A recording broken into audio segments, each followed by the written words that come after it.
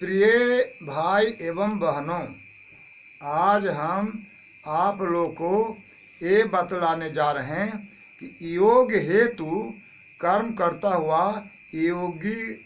की क्या गति होती है, या योग हेतु कर्म करता हुआ योग भ्रष्ट प्राणी की क्या गति होती है।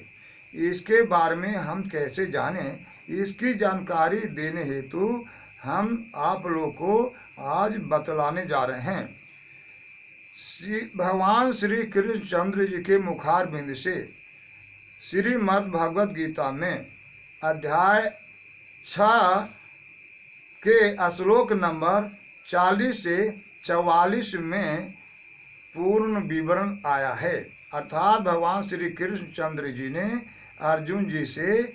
अध्याय 6 के श्लोक नंबर 40 से 44 तक पूर्ण विवरण दिया है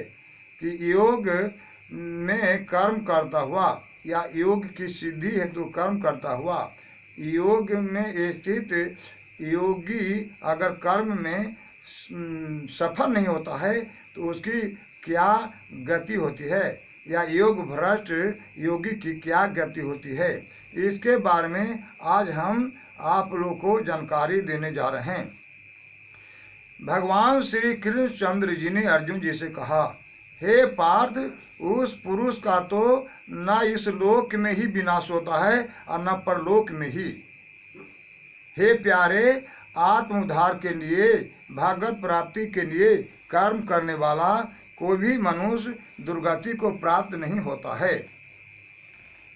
योग श्लोक नंबर 2 में भी कहा है कि योग भ्रष्ट पुरुष पुण्यवानों के लोकों को अर्थात स्वर्ग आदि उत्तम लोकों को प्राप्त होकर बहुत वर्षों तक निवास करके, यानी उत्तम लोकों में, यानी स्वर्ग आदि लोकों में बहुत काल तक निवास करके फिर शुद्ध आचरण वाले श्रीमान पुरुषों के घर में जन्म लेता है। फिर और आगे वाले श्लोक में माने 42 में भी कहा गया है कि उन लोकों में न जाकर वैरागवान पुरुष उन लोकों में न जाकर के ज्ञानवान योगियों के ही कुल में जन्म लेता है। यानी कहने का मतलब कि यदि योग भ्रष्ट प्राणी यानी योग कर्मरत योग की सिद्धि होती कर्म करता हुआ प्राणी जब योग भ्रष्ट होता है तो या तो वह पुण्य आत्माओं के लोकों में चला जाता है,